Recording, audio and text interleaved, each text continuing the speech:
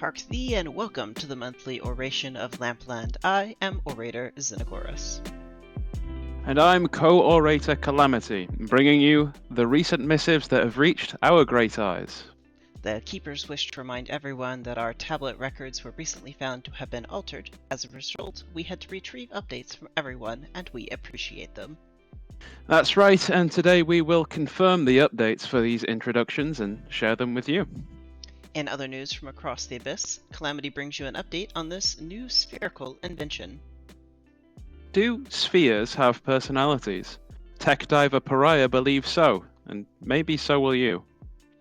After that, a special report from junior orator Rye Smile provides an update on our hometown, along with an updated special reports from abroad.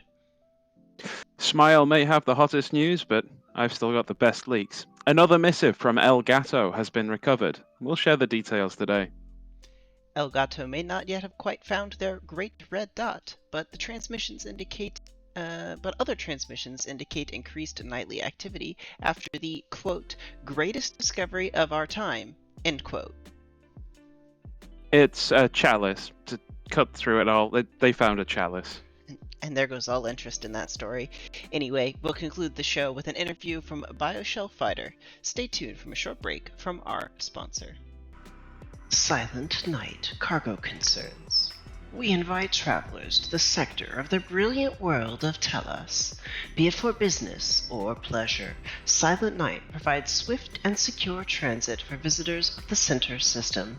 Cutting through the red tape, our dedicated teams will make sure your passes and permits are squared away so that you don't have to mess with the hassle of bureaucracy in your travel plans. Our services go beyond simply for your person.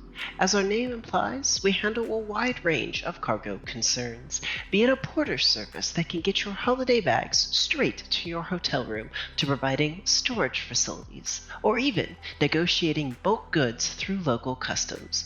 We've got you covered. Through our affiliates in Falufu Kaliki, we offer half-hourly shuttle services from the bountiful TTGI station to the planet's many floating cities. Safe and reliable service is vital to the health of our clients, and that is why the security travelers and their cargo is our top priority in the void space of the center system. Call now to ask about our Guardian Protection Package. Thank you to our sponsors of the Cargo Concerns, and welcome back to Lampland or Beacon Space. Welcome on in to our monthly lore stream as we recap the news to figure out what's happened in the world since we last had a chance to chat. And one thing that happened in, I suppose, real space outside of the Beacon Space area is that we did pass April 1st, and for the week, the server enjoyed a brief respite from the sci-fi world of Beacon Space, and we found ourselves transported into Lampland. Indeed, a fun joke, giving you all updated faction names and faction truths was a fun exercise for the mod team, and I hope it was tolerable for the rest of you who had to endure it. It was quite fun, and we had a pretty good time working out the different faction truths that we ended up presenting to you. So, with that in mind, though, perhaps we should go through a few of the submissions we got, because we requested folks to put together a paragraph or so description of their faction, and the Keepers of the Lighthouse, myself, Calamity, and, what was... Artemisia, thank you. It was not in front of me. The Keepers requested that each of our reliable Dizians submit updates for our stowed tablet records. We weren't, of course, able to read every faction with complete reliability, but we were able to reacquaint ourselves with some of the following factions, so let's go through them now. Indeed, our first faction that was able to reintroduce themselves to us was Believe It or Not, who submitted, "There are objective truths in the universe. In this dazzling kaleidoscope of stars and planets, the denizens of our world have evolved language to give voice to these truths, but none has of yet being able to perfectly encapsulate them. Each dialect brushes against these principles, dancing closer to some and swirling far from others. We seek the perfection and transcendence that will come with a language that can articulate the old magics and deep truths. In the sands under the stars, we sing and teach and learn. Those who are called to add to our knowledge journey out of the desert and can be found throughout the land acting as translators, gathering words, concepts, stories, and philosophies. Alta Agali is the food of our ancestors, a sign of the oath that was taken, the pledge that was given, the vow that we took. It is the sole component of our diet. If one breaks this compact, they forsake family and clan. Thank you, believe it or not, for your reintroduction to Lampland. For El Gato, we have the following. El Gato found the lighthouse like they have found many things, seeking the red dot. Crossing vast regions of sea, some had said that this strange light must surely be a sign of its presence, while others, less convinced, were at least persuaded that it might offer a safe haven away from the lurks and splashes of the waves below. At last, reaching the light-touched coast, there was no trace of it. But of course, the red dot is ever hiding, so perhaps it was simply laying in wait. What they did find, however, were strange devices, boats and buildings and contraptions of all sorts, running on steam, a marvelous advancement over the cranks and sails of their usual methods, something the Gatito people began to investigate with great interest. Still, their first encounters with other travelers to the lighthouse have not been seen without some misunderstandings. It's hardly their fault that the others seem not to know of the risks of the big deep or how to best find places where the grabbers and screechers can't find them. Thank you to El Gato. We had an update from the world-renowned Lark Street Cartel. They issued us with some odd years ago, the bard, Mad D. Bao, summoned a group of demon lords to be his band. They were to help him and become the greatest singer in Lampland in exchange for free movement in this realm.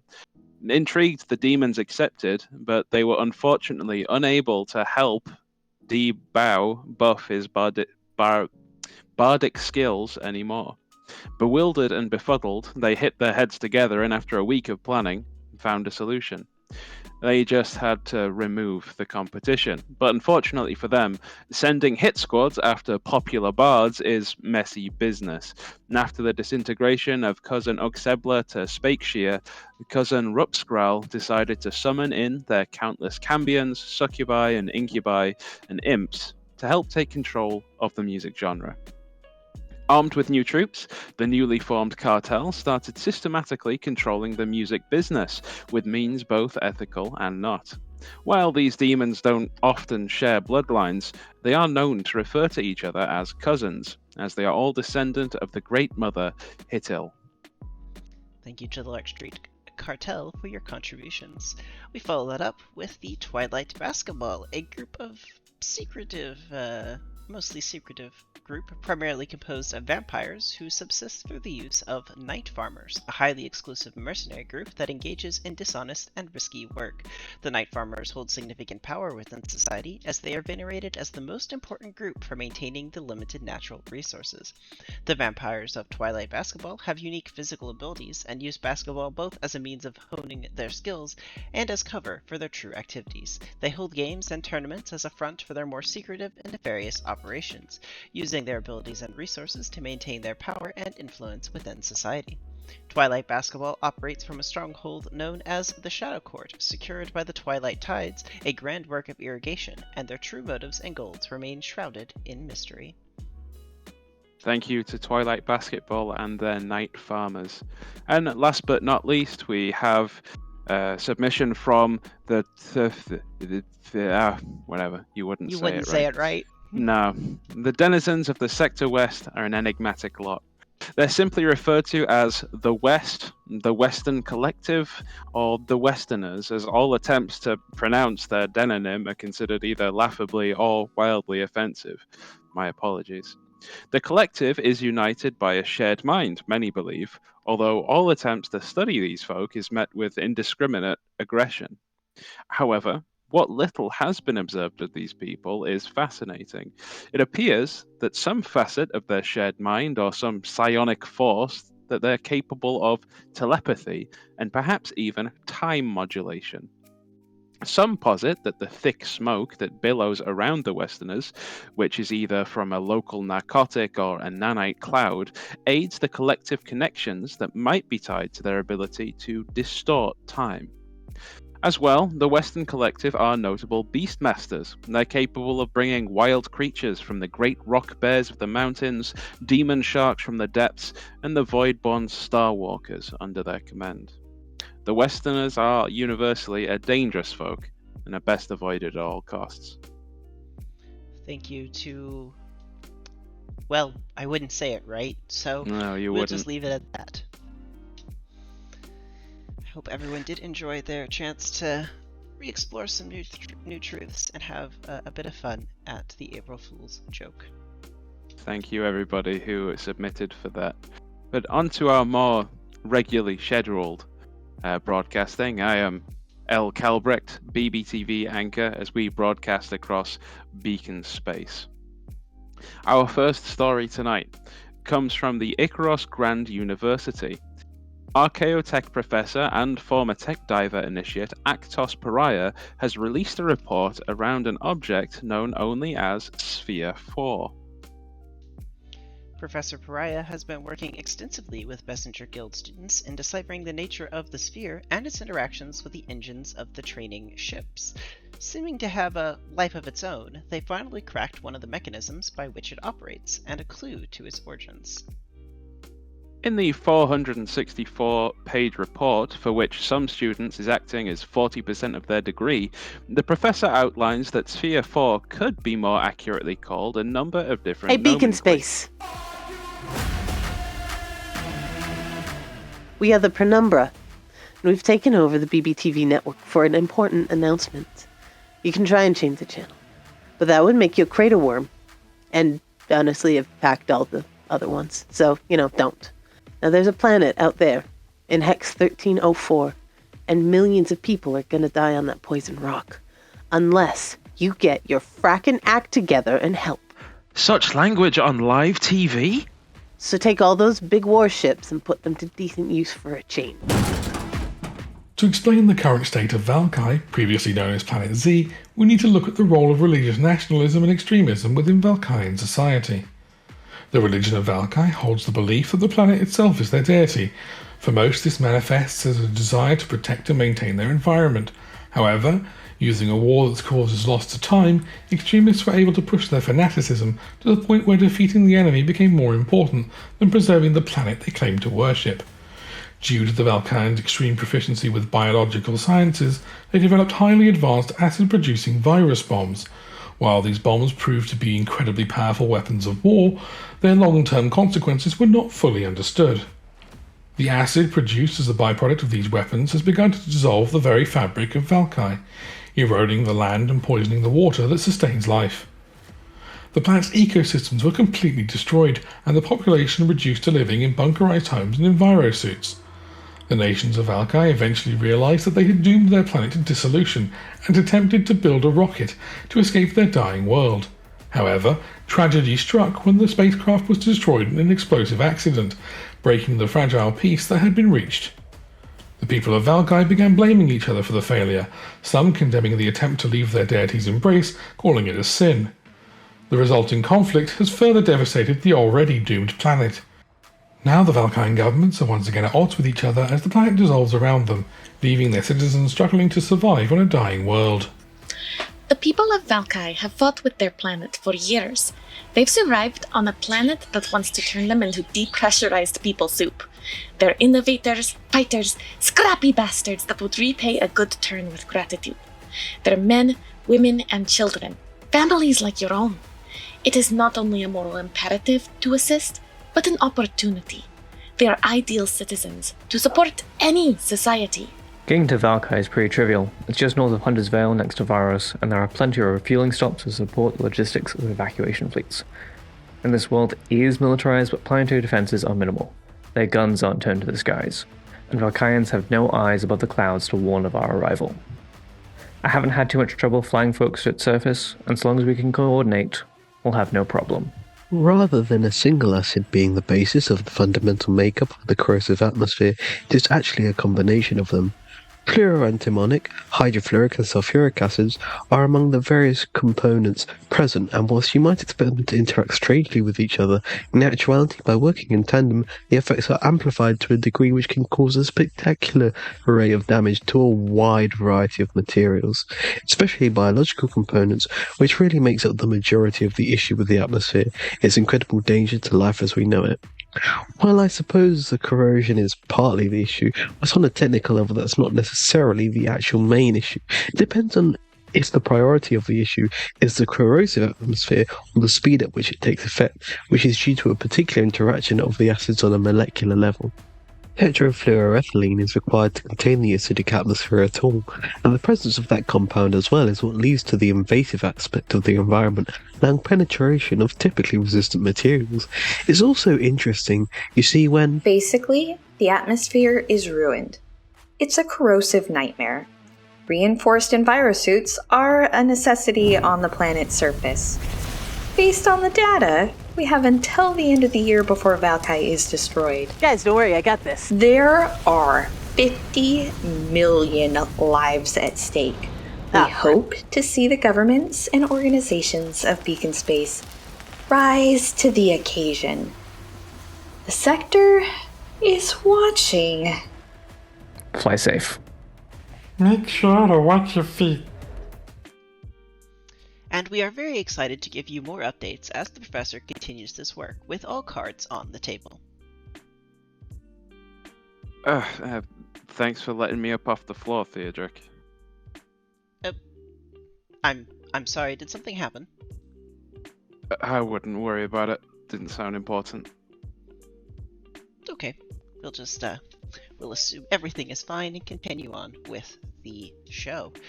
Speaking of continuing with the show, we have a news report up next from the Children of the Vein, as we continue to hear from reporter Trey Grin filling in for Chaz.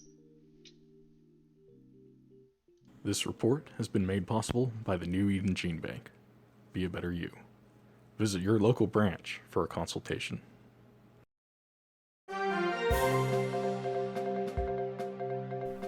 Hello, Beacon Space. This is Trey Grin here with the latest from around the sector in a new and improved studio, courtesy of Xavier's recent economic success. Filling in for Chaz, who is out procuring the latest bit of equipment from some privateers. In the news this cycle, doom, freedom, and thievery. For our first story, the humanitarian crisis on Valkai. Sector officials have reported that the world of Valkai is faced with certain doom, with total destruction just a few short cycles away. The local government has been resistant to supporting evacuation efforts as it focuses on a political struggle with local dissidents. In desperation, a sector-wide alert was broadcast from the planet by an anonymous source, alerting sector authorities to the threat. Several of the major powers of Beacon Space are currently in deliberation over humanitarian support strategies. Telos transit authorities have announced plans to activate Emergency Gate J in response to the crisis. We here at BBTV will keep you updated as the situation develops. Next up, we'd like to take a moment to welcome Calbrick back to the office from his kidnapping last cycle. I hear he's been putting that soup-making jellyfish to good use. We'd also like to thank Chaz for his amazing work as not only the best reporter in the sector, but the best hostage negotiator BBTV can afford. Thanks, Chaz. The three kidnappers initially wanted Cal's hand in marriage, but Chaz was able to leverage information regarding multiple active bounties on Cal's head in order to drop the marriage demands. The kidnappers then demanded 100 blood signatures from Cal, but fortunately Chaz reminded them that Cal was able to recall his blood back into his body. Chaz was finally able to win their compliance with 6 signed t-shirts, 3 signed mugs, and all of Cal's clothes. A local knight that had been caught up in the kidnapping was able to help push negotiations along so they could get it over with. Cal was safely returned along with a knight demanding a fee for bodyguard work. For our final story, the paperweight wraith has struck again. The Starlight Court has reported a theft of a 1/100th scale model of the Clarion Call stolen from the desk of Sir Craig Smithing, a requisition officer on Telos. Once again, the paperweight wraith ignored all items of value in the office, including a literal bar of high-grade titanium, and left without a trace. Authorities have increased the bounty for information that leads to their capture, and have advised station officials and personnel to protect their paperweights. That concludes our sector report for this cycle. Seems like the sector is going to have a lot of motion in the future, so tune in next time to see what shakes out. This has been Trey Grin, blipping out.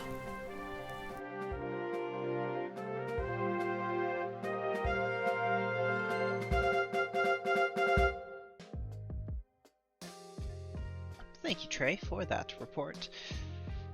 And, of course, I suppose it was acknowledged in this most recent broadcast, something has come up with the planet Z according to all of our designation charts, though I'm told we should be updating that to planet Valkai. Yes, apparently this out-of-the-world planet has caused something of a tizzy and has even led to, well, this whole unpleasant business with the knight and kidnapping, but more importantly, what's with those paperweights? That is a really good question. So far, none of mine have disappeared, and I have actually taken the advice of Trey Grin, and all of mine have been locked into a secure vault located somewhere down in the shipping decks of the station. Well, I suppose we do have an obligation to report on the news. Yes, the planet formerly known as Z has been updated to Valkai, and as you've been informed by a team of dubious characters, is doomed to die, corroded to nothing by its acidic atmosphere. And we're imploring the people of Beacon Space to help evacuate the people who live on that doomed world. Of course, we're also told that these people living there know nothing of the sector at large, and perhaps exposure to such will be quite a shock to their system. I will leave the moral question to the politicians, and as a news anchor who works for BBTV, I am entirely politically neutral. But remember, New Eden Gene Bank, be a better you. And of course, if you need any shipping and services, please be sure to look out for our titular sponsor of today's episode. With that, perhaps we should move on to our next report. And this hails in our continuing sequence of leaks coming out of the Agamala Syndicate. It really is amazing how long you have lasted on their mailing list, Lupus, but let's bring quite another one to the crowd. I am starting to suspect that it may be deliberate that El Gato, mind blip, Aguamala Syndicate, have kept giving me their internal memorandums. With the subject, the advancement of GOM, I can report that the internal memorandum reads, progress on Mixcoatl's Forge has already begun since our last report, with Rites of Spring's recent trip to the planet of GOM. Accompanied by members of several of Aguamala's most influential expert organizations, resources were delivered to the planet to construct additional research infrastructure and support settlements as a part of the project's initial efforts. It is hoped that given the successful installation of these sites, the already noteworthy advancement on Mixcoatl's Forge can continue onwards with similar haste, providing GOM a new source of production on top of the work already done by Project Anaziti. Indeed, there have been rumors that work on the shipyard is forecast to be completed for the start of Automacon, which would certainly be an asset in GOM's bid to host the event once more, though of course any such speculation remains purely hypothetical. Further afield, Aguamalan representatives have received information on a developing situation in Hex 1403, Planet Z, new designation, Valkai. Rest assured, these reports are being investigated, and that the Aguamalan Transit Authority is working, as always, to ensure that residents of Aguamalan space are provided with the most up-to-date information on sector events. For any additional questions, or to assist in providing reports of current events to the Transit Authority, please contact your local syndicate representative. Very well, and also, of course, we will have to see what the ATA's safety and security broadcasts are for different regions of space, given the new announcement. That is a great reminder. Absolutely. If any of you out in space notice a large red dot, please let the Agumala Syndicate know. Additionally, they may be interested in sightings of a white whale, but he seems to be quite hidden in many cases. Yes, indeed. Thank you to the Agumala Syndicate for your contribution, and we'll move right along to our next broadcast. This hails from the Starlit Court, as we in fact have recovered a black box recording of a moment of a Starlit Court exploratory vessel discovered their much anticipated Grail world. Indeed. Unfortunately, the signal is quite degraded, so we're going to have to relay to you a transcript that was put together by BBTV archivists. A knight in full regalia stands on the bridge of their ship, the SCS Galahad. I can't believe it. Us, out of all people, we are the ones to find Grail, and it's magnificent. Wizard Avitus, what does this bucket of rust sensors tell us?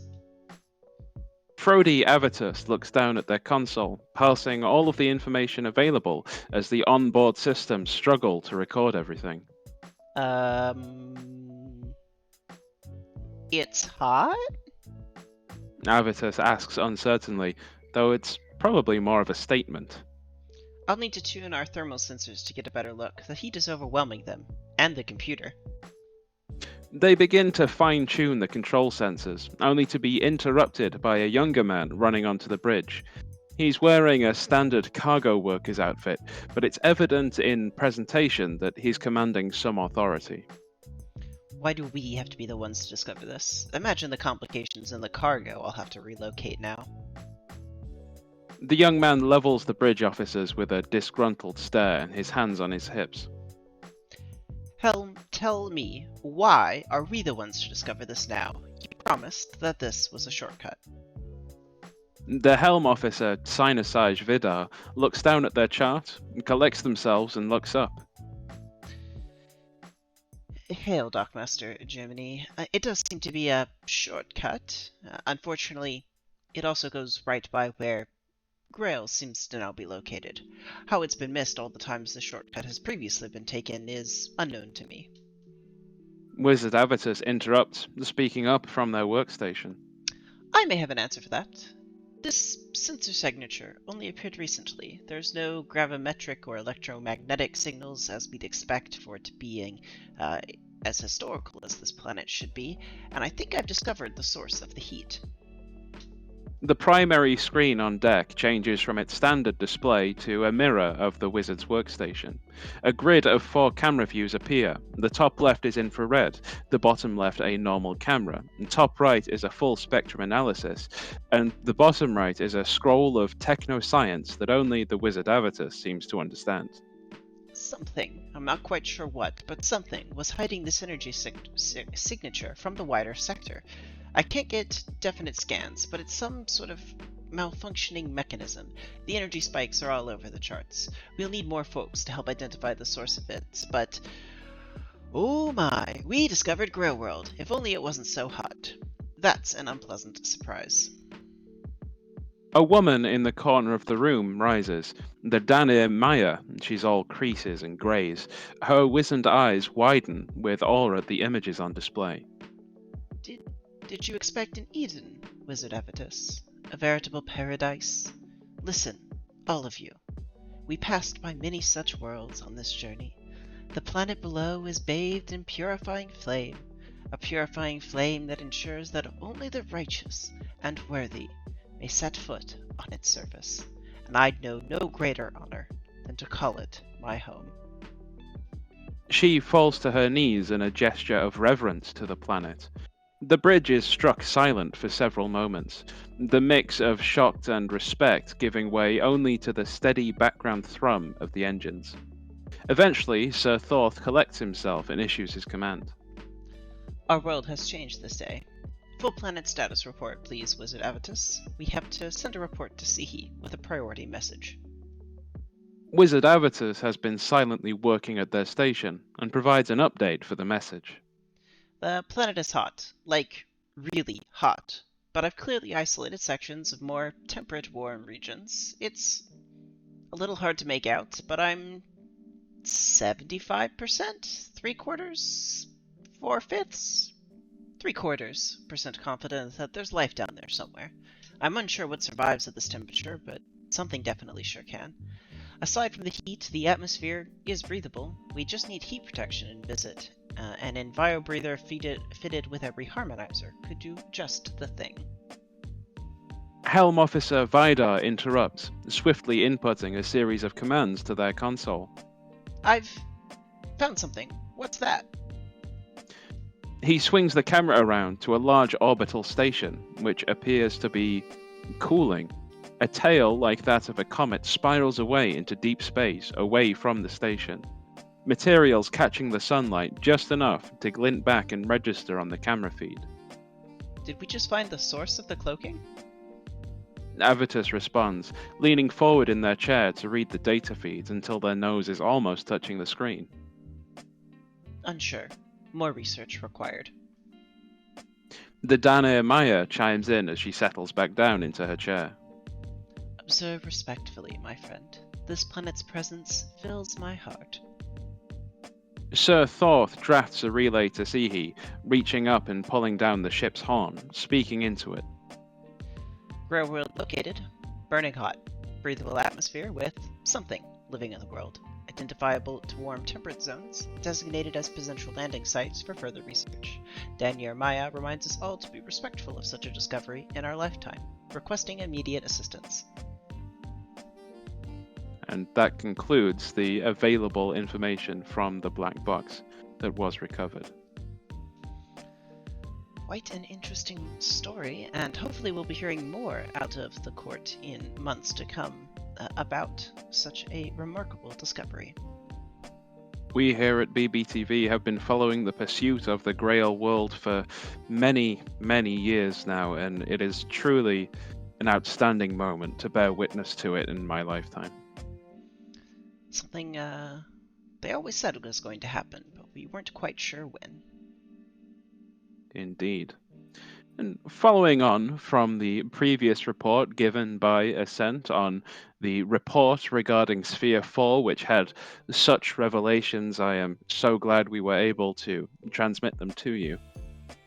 They are also providing us with an excerpt from a local newspaper, with the headline, College Dean Murdered at the Grand Ascent, Killer Still at Large.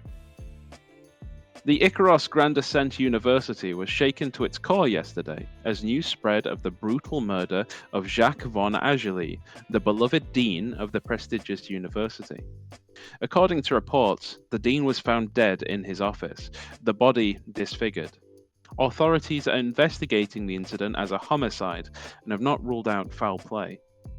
Sources close to the investigation say the killer was likely a professional, given the precision and brutality of the attack. Witnesses report seeing a shadowy figure fleeing from the scene, but no clear description of the suspect has yet emerged. The university has increased security measures in response to the incident, but students and the faculty remain on edge. The loss of Dean von Agely is being felt deeply at the Grand University, where he was widely respected as a dedicated educator and mentor to many. The university has issued a statement expressing grief and shock at the news of his death. Quote, Jacques was a pillar of our community, a brilliant mind and a kind soul. He will be deeply missed by all who knew him. End quote. The motive for the killing remains unclear, but authorities are not ruling out the possibility of a targeted attack. The Grand Ascent has declined to comment on whether there were any threats against the dean prior to his death. Meanwhile, students and faculty have been left to grapple with the tragedy and the uncertainty surrounding the killer's identity. The Grand Icaros Ascent University has been a beacon of learning and enlightenment for generations, but with this heinous act, darkness has descended upon the venerable institution. As this investigation continues, the community is left to wonder who could commit such a horrific crime, and is there more terror lurking in the shadows? BBTV here, since it's regards to the university and to Von Agley's family specifically, will of course be sending any well wishes received in response to this posting and story with the family and the university. Our deepest condolences to such a fine educator and such a respected institution. Hopefully, investigators are able to identify the cause very shortly.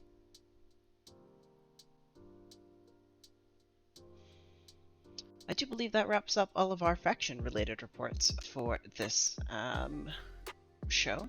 Anything else you can think of in that space, Calvert? That concludes all of the reports that I have been collecting from Beacon Space for this past week, and I believe that now we are moving on to your premiere segment, Anchor Staudits. That is correct. We have people at Beacon Space, as I got a chance to sit down with the Martial Companion Rose Thorne, one of the commanders for the Anaphora Bioshell Division, that recently took part in some operations here on Tellus in response to a terrorist organization that appeared to have been sponsored by the Amelhart Institute. I have to say that the BBTV has not been able to validate all of the claims made in that conflict with our independent reporting, but we are in the process of aiming to do so. Regardless, let's take a listen in to that interview now. This week, on People of Beacon Space, I'm chatting with Martial Companion Thorne, a member of the Vane of the Hydra, and one of the acting ground commanders for Vane Bioshell Infantry Forces on Tellus. When piloting his Bioshell, Rose Thorne is more commonly known as part of the infamous Rose Thorne Bioshell pair, with a long, storied career as a mercenary on Helositis. You've done your homework.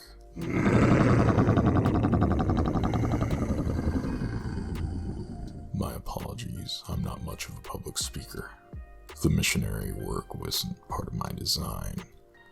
The Gene Priest ordained that I speak to you on behalf of the Hydra and the children of the Vane, so by her wisdom, I am here. Please send my respects to the Gene Priest. We appreciate having you on the show. Not all of our viewers will know about your impressive bioshell. Can you describe it for us? Rose was a design of fabricator Falcon Myth, who hails from my own Vane, the Hydra. The Vane of the Hydra specializes in designing combat organisms, and Falcon had a particular obsession with ancient mythological creatures. Hence Rose's appearance. She's something like an enormous white wolf with certain draconic stylings, such as the horns and armored crimson scales, as you can see. She's nearly the size of one of your conventional mechanical tanks. Her bite and grip strength can crumple metal like paper, and her claws and fangs can tear through heavy armor with ease.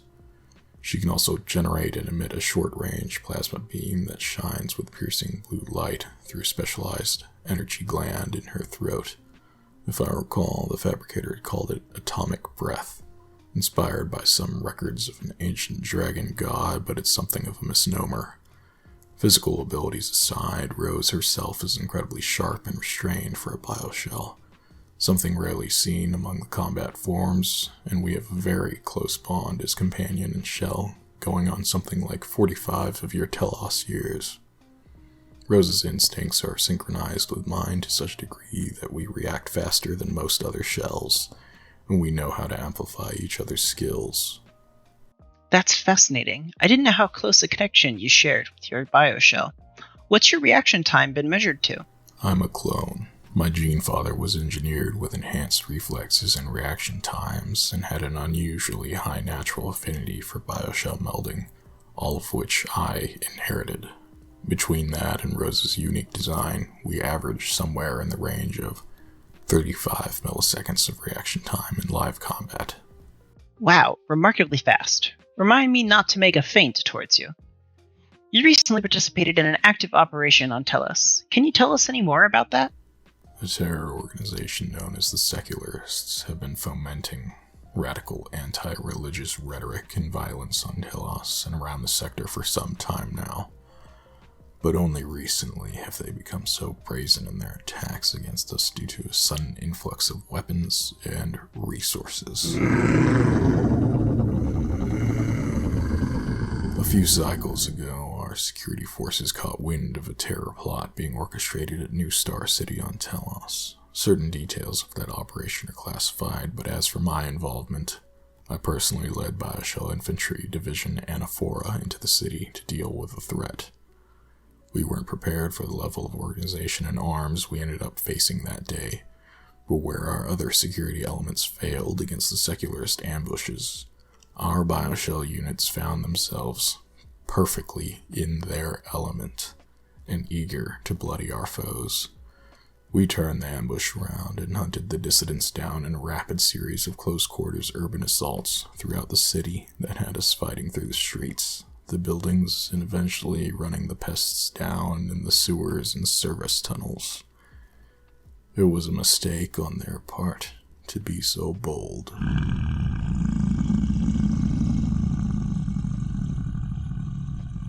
Nearly sounds like a movie script. Perhaps you should consider selling the rights. Is there anything you can share that wasn't in the official report? Yes. The Amelhard Institute and their thinking machines are responsible for arming and supporting these hateful radicals who have brought war to Telos. It's hardly a secret. But even I can admit that it's clever of them. A good warrior plays to their strengths and exploits their enemy's weaknesses, after all. In any case, I and many of my kind welcome the challenge. Conflict is a blessed thing that breeds strength. And conflict keeps us on the air. You've spent most of your life on Heliositis. Can you tell us something special to you about your homeworld? It's violent, but there's beauty in violence. I came from a clone pod of 12 in the far marshes outside the Garden of Beasts.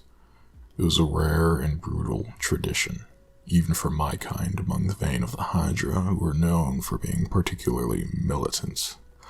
We were half-matured by the time we hatched from our eggs out in the swamps beyond civilization. Not unusual for warrior clones on Heliositis.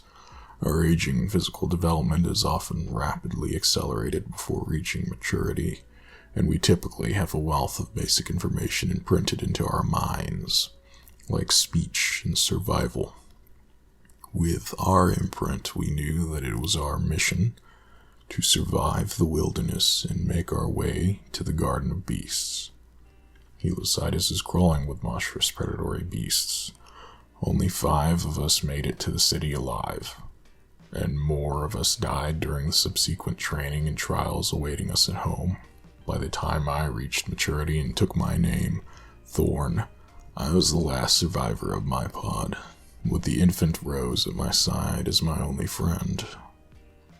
And I wouldn't have it any other way. That's who we are. I knew my role in life and I was content. I had the strength to survive, and I earned my place through that strength.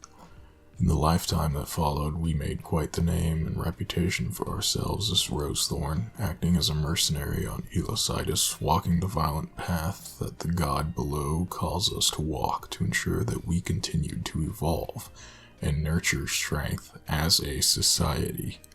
We've seen the rise and fall of many Vane clans in our long lives, often having a personal hand in these petty wars and conflicts. This is what makes Heliositis so special. It's a world where true strength prevails. I hadn't thought about Heliositis that way. Strength and beauty do overlap in surprising ways. Being a commander of the Anaphora division must come with heavy responsibilities. How do you deal with the stresses of your job? I'm not sure I understand the question. We're hunters, creatures of battle. When I'm submerged and our minds melt as Rosethorn, that is when we're in our element. I can't imagine life without this. I see. You manage stress easily. Well, in that case, what's your favorite part of serving? There is no experience quite like that of the mind meld between a companion and their bioshell. You can become a greater part of something stronger, An entirely new being and identity that cannot exist without two creatures fusing their very being. And when we are one, we find true purpose. That is why I serve. Now for a chance to flip the script. Do you have any questions for me? Am I supposed to be advertising on this show or something? I don't understand all this missionary work. No advertising. We just simply wanted the chance to get to know you better. You've left an impression on many of our viewers at home. It's been lovely to talk with you today. Any final comments for those viewers? No. Marshal Companion Thorin, thanks for joining us today. This has been People of Beacon Space, and I've been Xavier Stordes. It's been a pleasure to have you here, and hopefully next time you'll get to hear from another one of these interesting individuals from around the sector. Back to you in the studio, Xavier. Thank you from the interview room, Xavier. This has been a wonderful interview.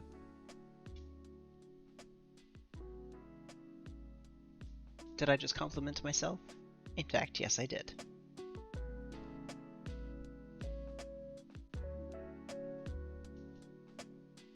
From the Marshal Companion, obviously, we get to see the flashy side of bioshells often, but getting to hear from the pilot themselves, a rare treat. And thank you for bringing that to us. Absolutely, and thank you to all of you for watching our show today. It has been a wonderful time in joining us here in Beacon Space, as we get ready to wrap up our 30th lore stream. It's of course of note that there is a Faction Turn stream taking place in 2 weeks' time on the 29th of April, if I have my dates correct. As we'll be getting to figure out what happens in the world of the Faction Turn and get to see for the first time what actions people might take heading off towards Planet Z, now known as Valkai. Those of you having those strategic discussions, you have only a short time left. You have only 12 days to make your strategic preparations, as turn lock is coming up swiftly on Friday the 28th. And then, if you are wanting to explore a bit more of Beacon Space, faction swaps will be on the 2nd of May. So remember to talk to Passport Bot and get your swaps in before then. Absolutely, you won't want to miss when the transit gates close for another month. Well, that's it for us today here at BBTV on the Beacons Space Broadcast Network. Thanks everyone for joining on in, and perhaps we will see you in the near future. My pleasure. Bye for now.